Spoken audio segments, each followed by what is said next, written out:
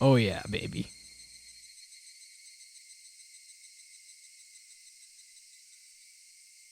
Oh yeah. For those of you that haven't been here for what used to be called a prep kit, this was for a long time the bread and butter for kicking off a game on this channel. I dug deep, as I tend to do, and dredged up the, I wouldn't say entire. I don't want to over commit here, because this is everything that I have discovered in the last 4 days. And so I do want to start with a bit of a note that this is an ever evolving story. There's a reason why casual history is in the title. This is not comprehensive. This is not the be all end all. This is my way of getting us all in the mood, getting us all excited, getting us all in the right, proper headspace for a true first playthrough. When in doubt, act like it just came out. We're going to be celebrating the second release day here for Higurashi When They Cry. I hope you're looking forward to it as much as I am. Let's start this off.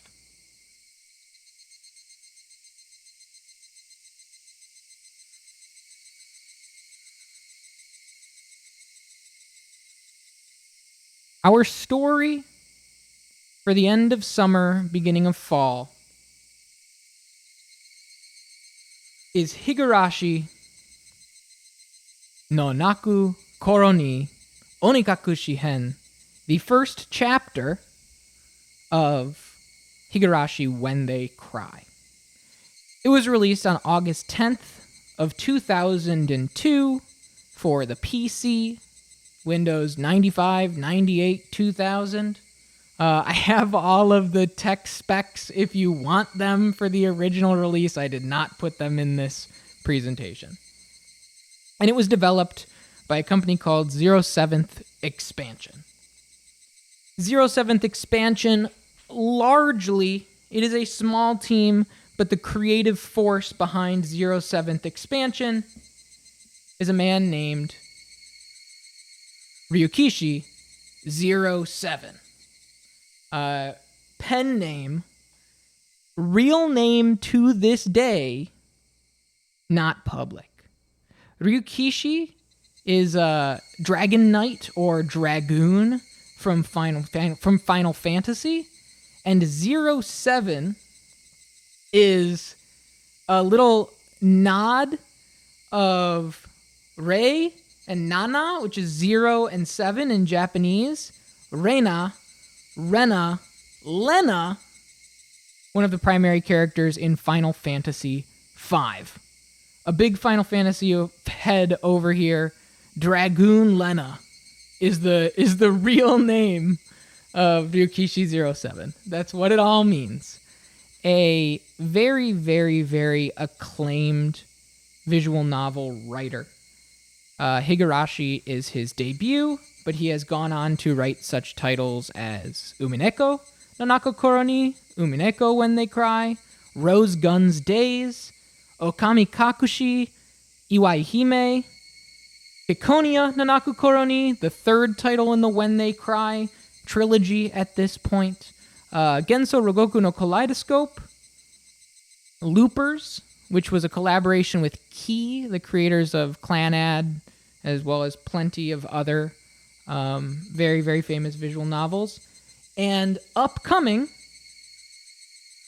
Silent Hill F, the upcoming horror reboot of the Silent Hill franchise, is being penned by Ryukishi-07, which is very exciting. Very, very. I remember the moment that was announced in that Konami event or what. I don't know if it was a Konami event or if it was Summer Game Fest or whatever it was. That moment that it was like, scenario, Ryukishi 07. The freakiest Discord chatter lost their mind in that moment, I promise you. But we're here to start from the very beginning. Higurashi, When They Cry, and learn how it all began. With a casual history of the title. It does make this novel a timely choice. What came before? I work in, I don't want to say mysterious ways. I'm not God. I work in very reasonable and well-telegraphed ways that make a lot of sense if you think about it. To start the story of Higurashi, we are actually jumping back to 1997, before 07th expansion was even a studio, was just a twinkle in Ryukishi 07's eye. We're actually starting with the studio Leaf, a subsidiary of Aqua Plus, a visual novel studio that released 3 groundbreaking major titles in the 90s. They made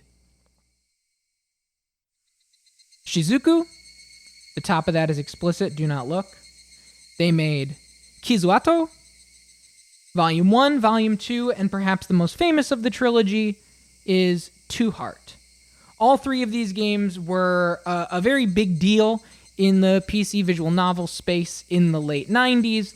They have huge acclaim, huge influence, and to my knowledge, I think only Two Heart has a translation at this point. The other 2 still do not to this day. So if you speak Japanese, do your due diligence and get in there and read the progenitors of a lot of the visual novels you might love if you love a visual novel.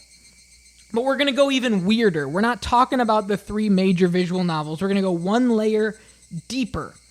We're going to be talking about their amusement CDs. They released 2 amusement CDs in the late 90s. We're specifically going to be talking about the second one, but both of them are pretty cool.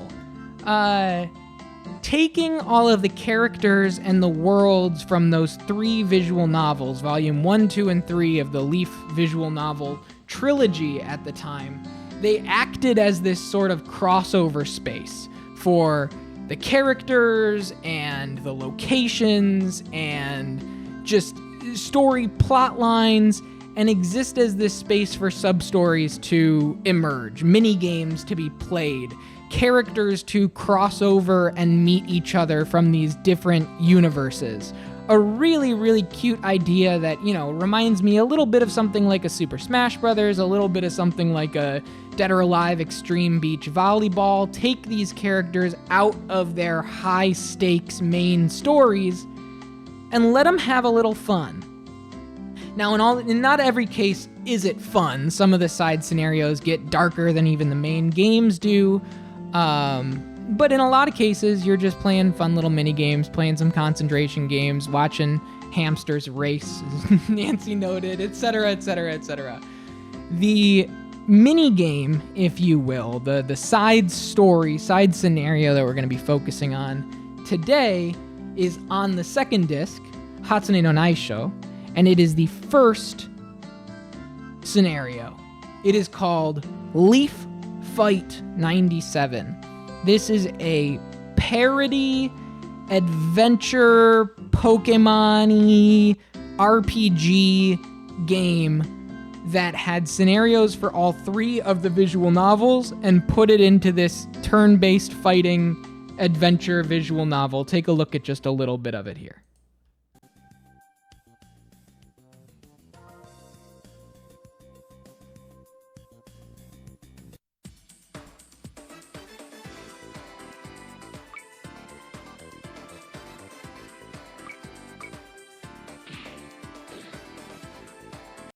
Kind of cute.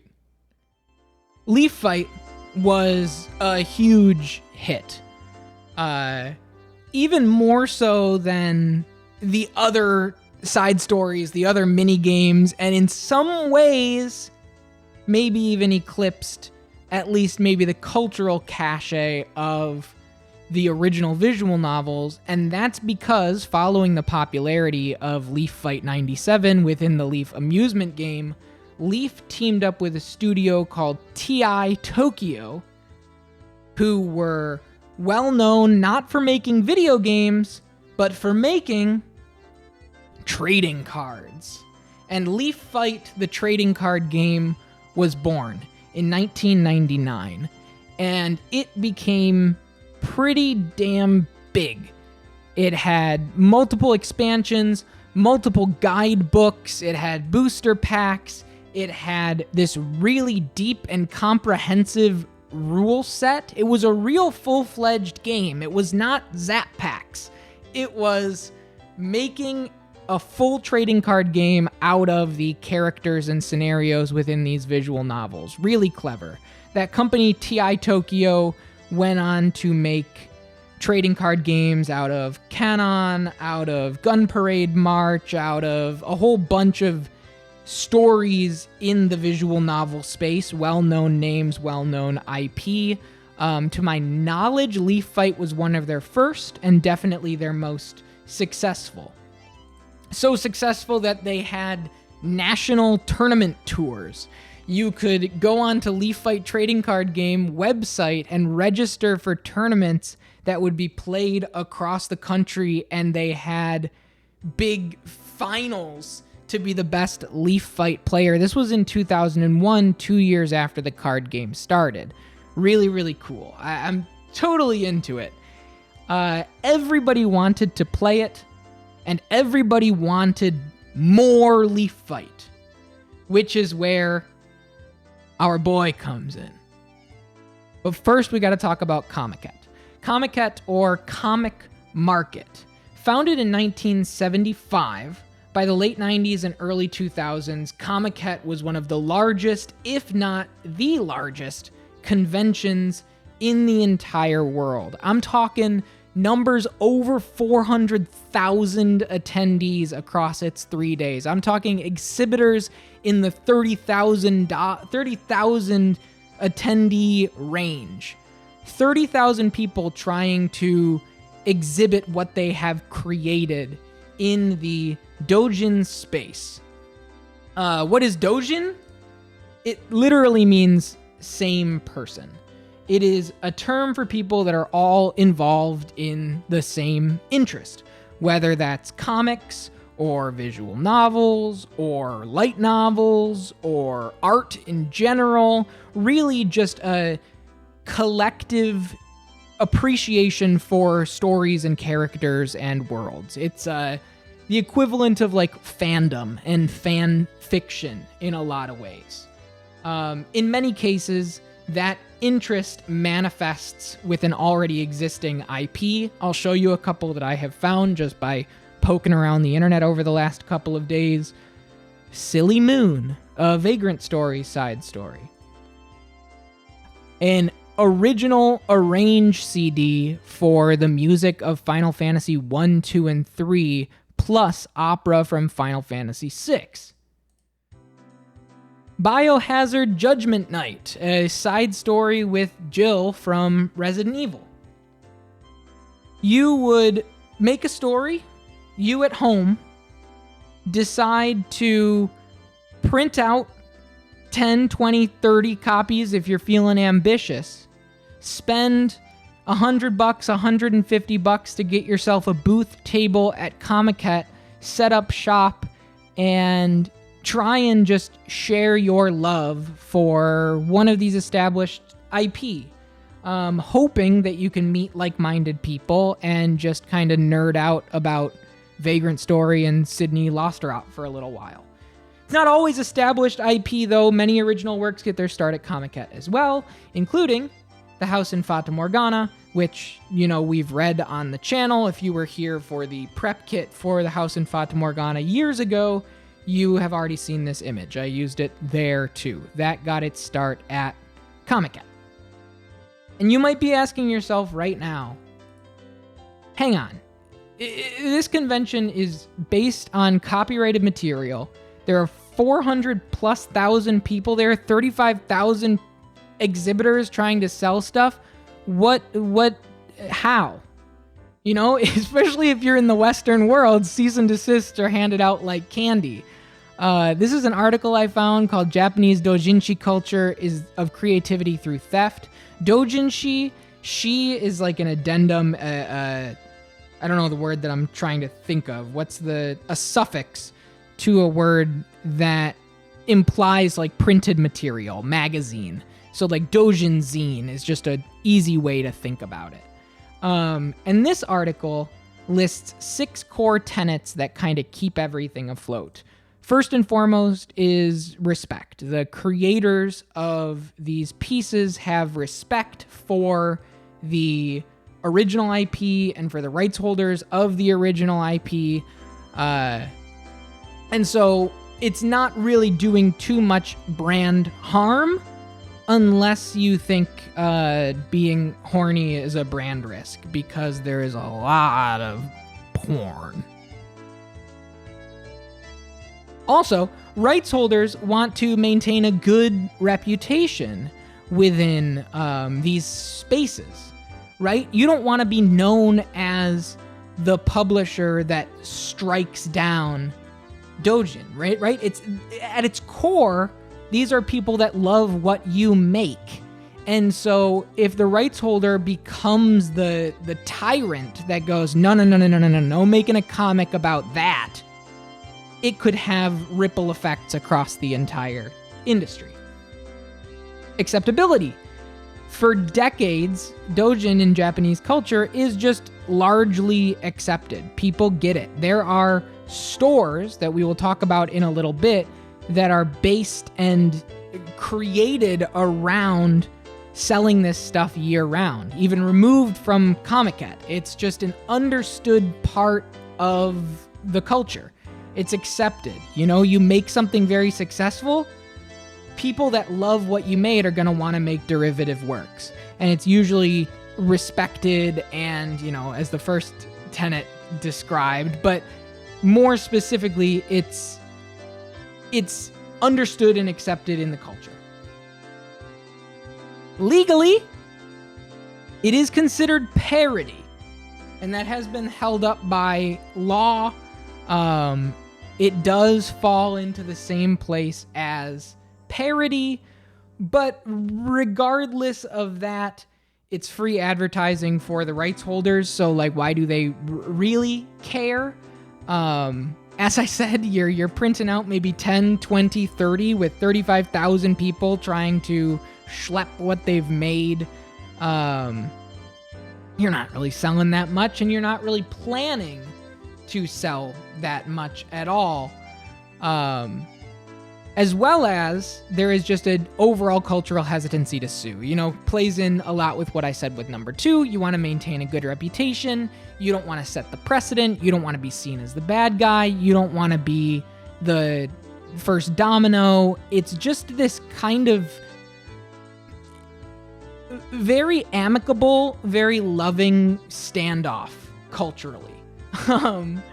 And I guess at the core of it all, with 480,000 people in attendance from 2000 to 2004, I think the highest attendance was like 800 something thousand before COVID.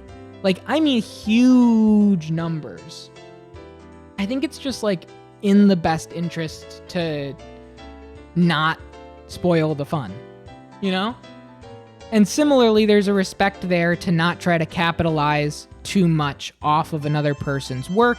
A lot of doujin is used to establish a sense of style, establish writing, establish artistic talent, and then spin that off into original works. Gainax, the team that made Neon Genesis Evangelion, started doing doujin style like super battles that you can watch online that are really interesting. And speaking of money, they don't make very much. Some people make it big. Think about it. 35,000 people are trying to sell something. According to a survey of 4,000 artists, most people aren't making anything from this. 47% of the 4,000 people surveyed, said that they sell less than 30 copies of whatever it is that they made. 40% of people on average are students. 22% say that they just do it to relieve some stress. You know, like-minded people, have some fun, relieve some stress, meet some people.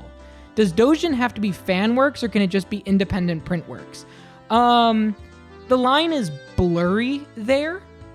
It can be independent print works. I think after a certain point, you shed the Dojin branding once you become like a company, right? You know what I mean? Like, I wouldn't say that Ryukishi is a Dojin artist any longer, though if he made something outside of the scope of 07th expansion and wanted to go into music, right, which is something that he doesn't have professional stake in, yeah, who knows? The lines are blurry. From all of my understanding, if we want to talk about the House in Fata Morgana, Keika Hanada, the writer of the House in Fata Morgana, had worked with Capcom, had worked on Professor Layton X Phoenix Wright in the past.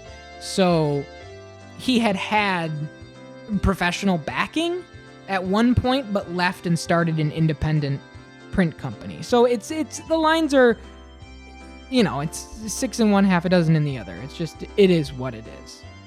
In Ryukishi 07's case, he was very much a full-time employee somewhere that really didn't sell any less than 30 copies of what he made, and he just did it to relieve some stress. Ryukishi 07 was a civil servant in a district town hall. He held that job for the entirety of his 20s. He was just a guy. He's just a guy that would go to Comiket and make some stuff and then go to sell it. It was an outlet for him. Comiket, as well as other Dojin conventions, were just an outlet to engage in stories and characters that he loved and share some of his passions. So in either late 99 or early 2000, he founded the Dojin group 07th Expansion. 07, Ryukishi 07. Named 07th Expansion because they focused on making expansions to the Leaf Fight card game that we talked about earlier. They were a Dojin card game manufacturer. They would take popular manga, they would take popular adventure games, popular VNs such as Pia Carrot or Cardcaptor Sakura, and make Leaf cards out of them. I, in middle school, used to make Super Smash Brothers Yu-Gi-Oh cards. There was a Yu-Gi-Oh card maker website, and I used to just make Yu-Gi-Oh cards based on Mario and Kirby and have all of the items be spells and trap cards and all that kind of stuff. In some ways, I'm kind of like the Ryukishi 07 of 2000 and 2000 and maybe 6. I would say 2003 to 2006 in America. So what he would do is he would make these cards, he would print out a set of them, and he would sell them at Comiket. He would sell them at other Dojin conventions. Each set had anywhere from 15 to 20 cards. I do have to tell you, as I said, there is a lot of porn. Please be careful when you look these cards up. I did have to hand select the cards that I showed because there are a few that I literally could not. It would be over for the whole stream. It bears repeating. Sex sells. Please be careful. But, you can see here characters from Pia Carrot, characters from Cardcaptor Sakura, as well as characters from Clanad, and it's cute because as I was flipping through 07's expansion's old website, Clanad hadn't come out yet. The website had come out that had showed pictures of the characters, and Ryukishi 07, as well as the rest of the team, it's a small team, it's like 3-4 people total, just used those likeness blurbs to make these cards. And this reminds me of something. Do you know the Weird Al Yankovic song about the American Pie parody about the prequels? Do you know about the prequel song? My, this here Anakin guy, maybe Vader someday later, now he's just a small fry. You know what I'm talking about? Everybody know what I'm talking about? Did you know that the movies weren't out yet, and he pulled all of that together from trailers and footage and understanding from before the films came out? It was just like speculative fiction. It's very funny. Anyway, Ryukishi was making speculative Leaf Fight cards based on key characters. That's how the Epic Movie guys wrote those films too. Oh my god. Epic Movie. Holy. This is always my concern when looking for visual novels to try and read in Japanese. What if it's porn? VNDB.org is your answer. I don't know if is it .org? Is it just .com? It will break down age, like an average. They have like a 16 plus, 18 plus that will tell you version by version. By and large, if it's on Steam, what game before, it doesn't have porn stuff. Nancy has the opposite problem, in which case VNDB will also help you out. There are a lot of cut content patches that will remove the censorship that the tyrants over at Valve force on us. Anyway, 07th expansion also had a mascot, Rena. Ryukishi always included her in each set. He loved her. His one original creation, every single set that he made a Rena card. Whether it was a card captor, Sakura-inspired Rena card, whether it was just the base Rena, whether it's Rena in full Dragoon armor on the right to fulfill the full Ryukishi 07. 07, remember, 07 Rena, Dragon Knight Rena, there she is right there. That's the whole pen name right in front of you. For about 2 years, for a while, they were making these cards and they were having a good time with it. But eventually, according to Ryukishi, there just weren't any titles that were interesting enough to work on. And so they were struggling with what to do next. They just kind of, they made some for Air. They made the Clanad cards early on. They just kind of ran out of stuff that was really exciting for them to make cards based on.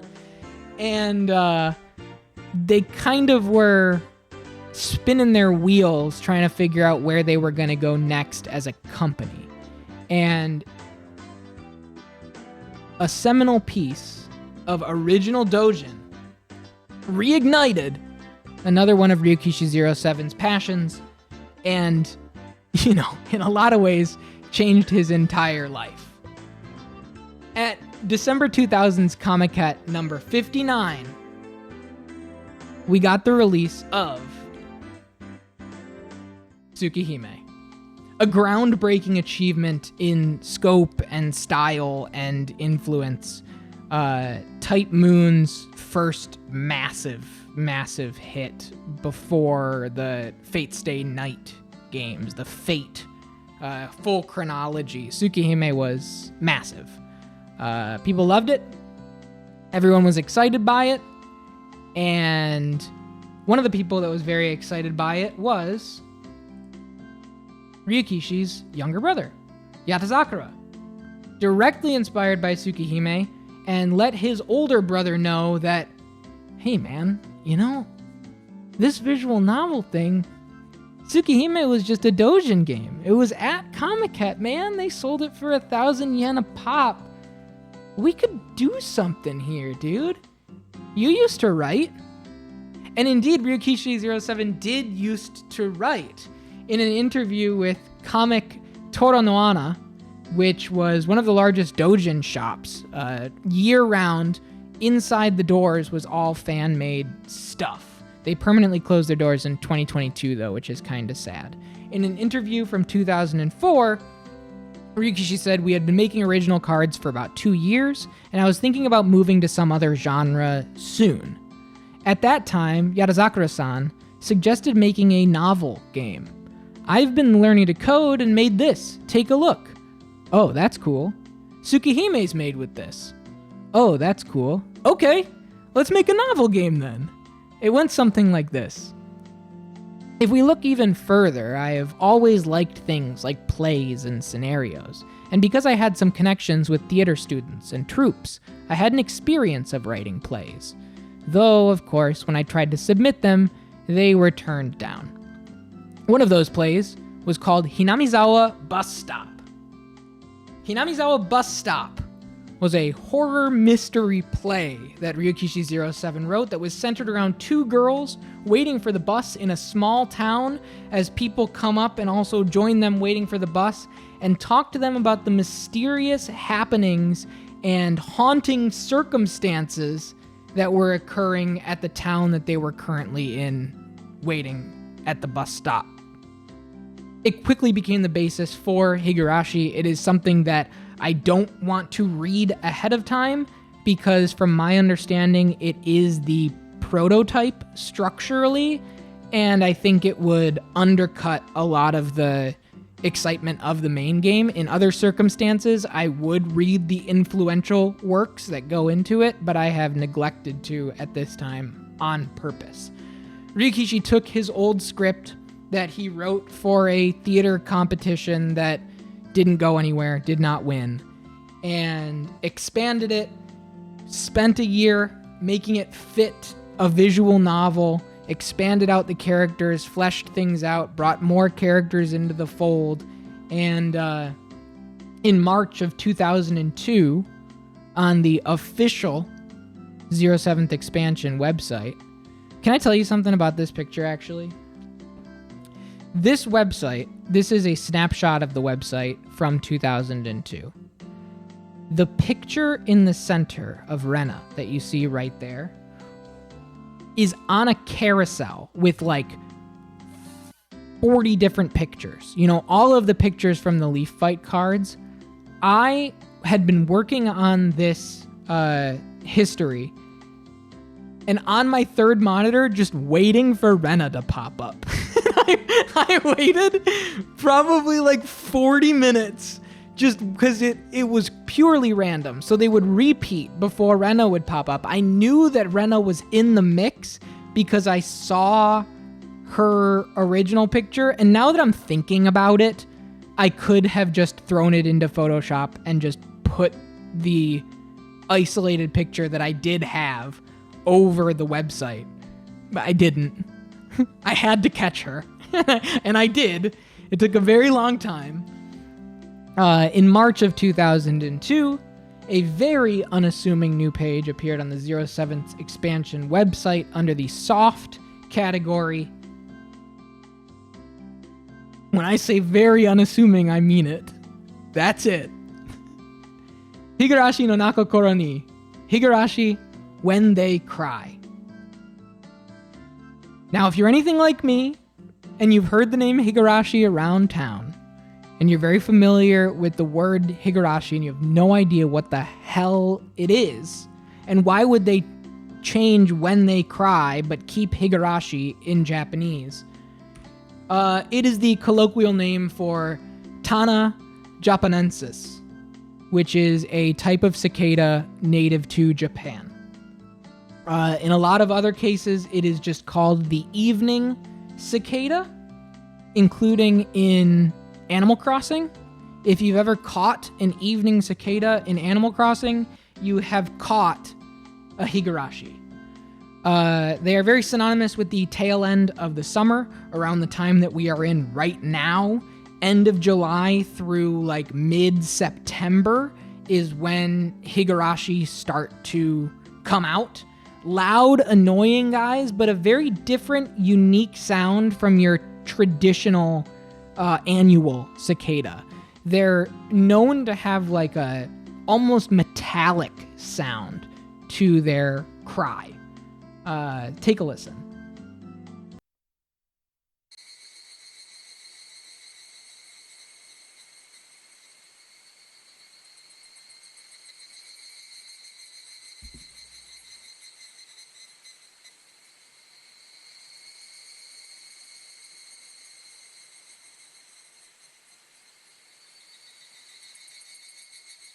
See, it's like a very tinny, like, almost like I don't want to say like a metal scraping, but it's different than the cicada that's outside my house right now. It's like a very high frequency tuning fork.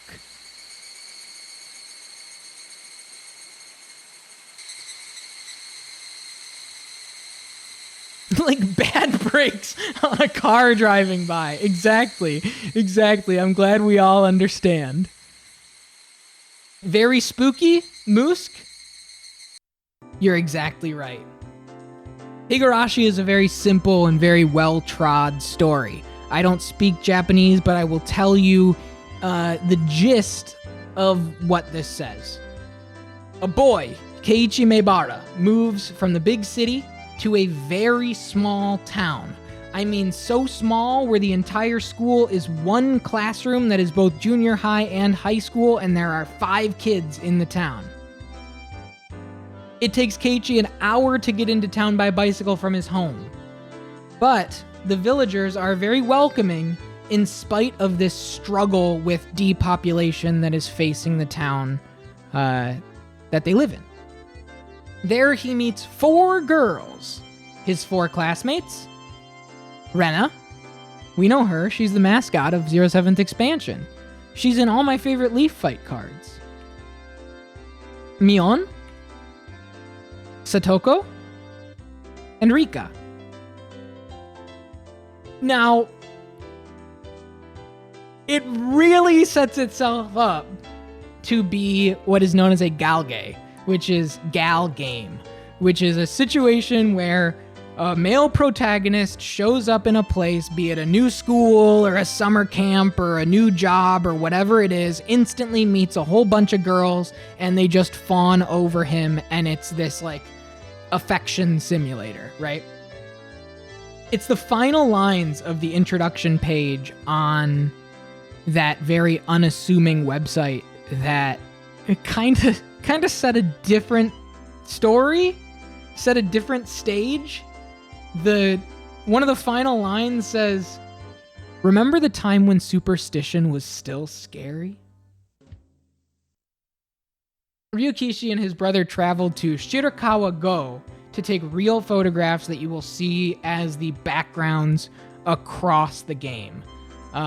Every photograph you see is from his photographs. He went with his brother 4 days for research, take some pictures. This was from a blog post from before the game released. The development blogs are still online. Shirakawa-go was decided as a base for Hinamizawa, which is the town that it takes place, the stage for Higurashi. Traditional Japanese houses, straw-thatched roofs, wooden school building, etc. I'm going to take a lot of elements that make up Hinamizawa from it. And then he began to market. Mail order customers of the Leaf Fight cards, the tried and true customers that are buying every new set.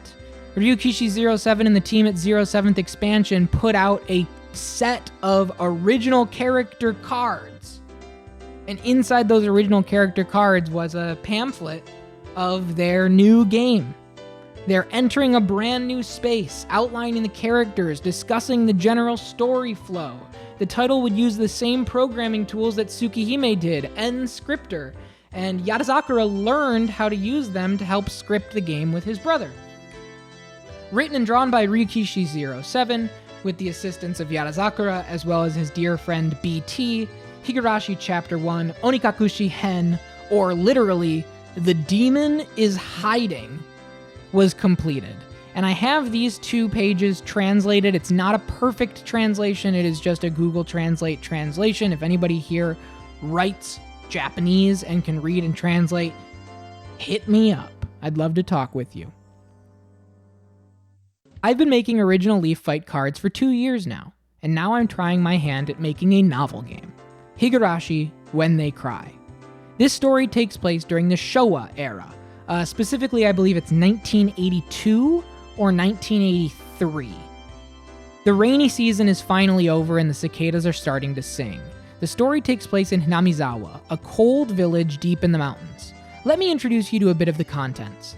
A trial version is scheduled to be released in the summer of 2002. We'll be posting updates on our progress on our circle's website. A dojin circle is the standard phraseology for a group. Dojin groups form different circles. So 07th expansion is a Dojin circle. Type Moon is a Dojin circle. Novect, the writers of The House in Fata Morgana, Dojin circle.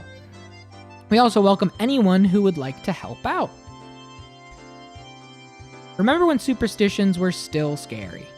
Those who abandon their parents and ancestors and run away will be punished. That was the silly common fairy tale. Keiichi and Mion unravel the fairy tale together just for fun, but before long, the ordinary fairy tale turns into a bloody ghost story. She said, "It'll all be over soon. It'll all be over." Yes, Higurashi, When They Cry. When the Cicadas Cry, 07th expansion's novel game, Higurashi, When They Cry production is set to begin in the summer of 2002. Remember when ghost stories were truly scary? At Comic-Con 62, folks, at a table in the midst of 35,000 exhibitors all looking to share their newest doujin that they had spent the time since the last Comic-Con creating on August 10th, 2002, Higurashi released this massive entry into the visual novel canon. It has a live-action movie, it has manga, it has anime, it has side stories, it has more doujin based off of it than you can fit in a house. And the very first release, here on its second release day over here on Capralog, sold 10 or 20 copies. Humble beginnings. Humble beginnings for one of the biggest stories of all time. Humble, humble, humble beginnings. Very exciting. There is a person online who goes by Hanyu who has an original copy of the game. Incredibly cool. Has graciously provided the text that's included in the original README. So I'll take a minute here and I'll end this casual history with their words and then, the words from the README, and then a final little ending quote from Ryukishi07. Thank you very much to all the staff members. Ryukishi07, thank you very much for picking up When They Cry. I love imagining stories, but until now I didn't have the courage to express them, so I kept them all to myself. I'm very happy. Thanks to the help of many people, I was able to bring this to life this time. It's nothing compared to the brilliant works of major circles. I hope you enjoy it. And then he says something a little too horny that I'm not gonna read. No, I'll read it. We have to understand. We're diving in deep. In quotes, right here, he says, "It's definitely Rena x Mion. Actually, Rena's fingers on the fragile Mion, ... pant. Yatagarasu.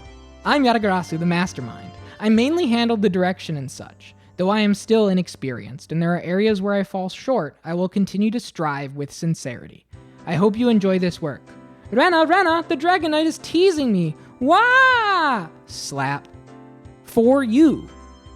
I am for you, assisting with the production of When the Cicadas Cry, Higurashi, When They Cry.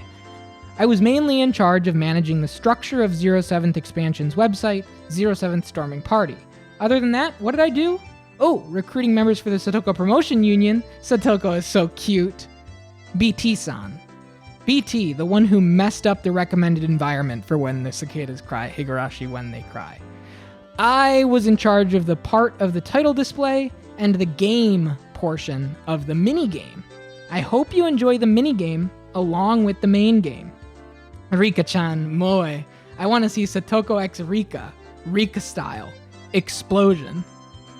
God damn it.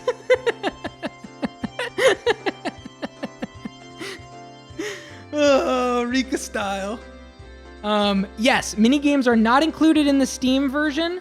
We will play it when it is over. It unlocked in the original game when it was over.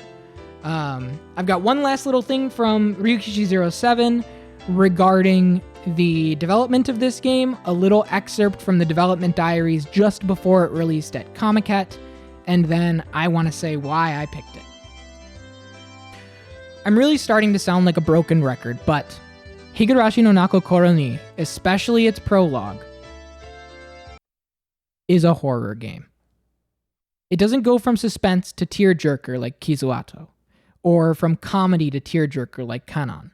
It goes from comedy to fear, like Otogariso. Please don't mistake it for a love story. But I wonder, with this love story-esque CD cover, wouldn't readers feel cheated after playing it? Evil laugh.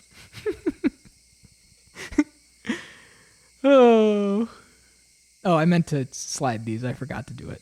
Oops. People may think that it resembles games focused on love relationships by Key and Leaf, but this game is different. It's not just scary, however. It tries to make you think about what's really important, by being scared, by being hurt, by earning it, cheering you up after you've solved everything. This story is Higurashi no Naku Koroni.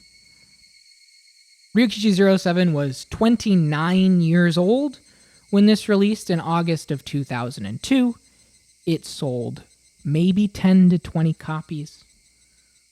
Over the course of the next few years, he kept working, both at the City Hall as well as on additional chapters of Higurashi. By the time chapter 3 and 4 came out, word of mouth was really, really popping off. And before long, it became one of the biggest stories in visual novel history. Ryukishi07 is a household name in the medium space, right? People cheered when they saw Silent Hill F and his pen name next to it. 10 to 20 copies of this original game. Just keep that in mind. This was not made for anyone but him. They only printed 10 to 20 copies. Just a group of guys trying to make something fun. I think that's so beautiful. So why did I pick Higurashi? Well, we're deep in summer. The cicadas are out in full force. The Ryukishi07 pen Silent Hill F is on the horizon. It's the perfect time to see what Higurashi's all about. Easily one of the most celebrated and influential visual novels of all time, known to be required reading for any self-proclaimed fan of the medium. Learning that the game released 23 years ago last week on August 10th, 2002, it sealed the deal. I didn't have this on the list until last week, but let's take a trip to Hinamizawa together. Thanks for listening. Let's enjoy Higurashi, When They Cry, Chapter 1, Onikakushi-hen. I hope you learned something. If you were here, let us know.